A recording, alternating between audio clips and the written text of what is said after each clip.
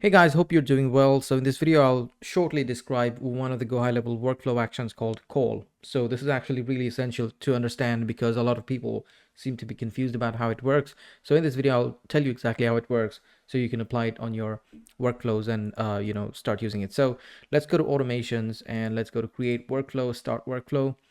And the use case could be whenever the form is submitted, we want to call those people, like someone submitted a form on GoHighLevel, and this form may be embedded on your website, on your landing page, anywhere, or you may be using this form independently. So what we want to do is upon form submission, like let's say we have a form called contact form on our account. So when that happens, we want to call the person. So for that, we will use an action called call, and here you could you could keep the action name call whisper. So this actually goes to the user, the assigned user. So essentially what we would do is we would assign it to a user. So this is the only user in the system, and let's say this person wants to call the lead.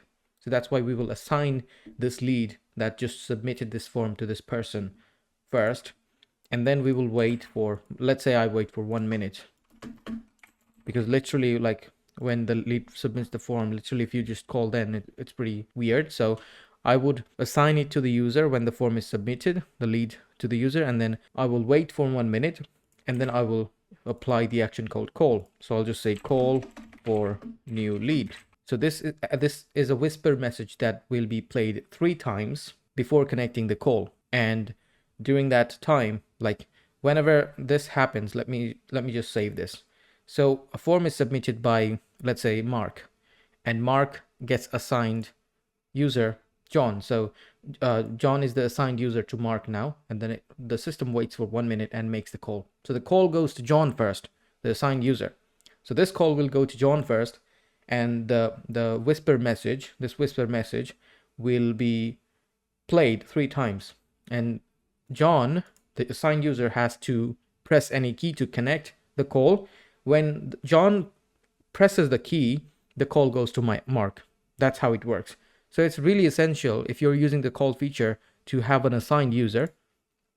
And also, if we look at this advanced settings, you need to keep call connect feature after key press on, because if you don't do this, the call connect feature through pressing any key is not going to work. So when you have it like this, lead comes in, submits the form, the system has an assigned user now for the lead, and then it waits 1 minute, and then the call goes to the assigned user first.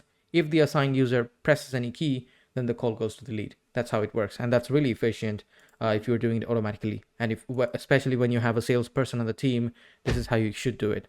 So hopefully that made sense. I will see you in the next one.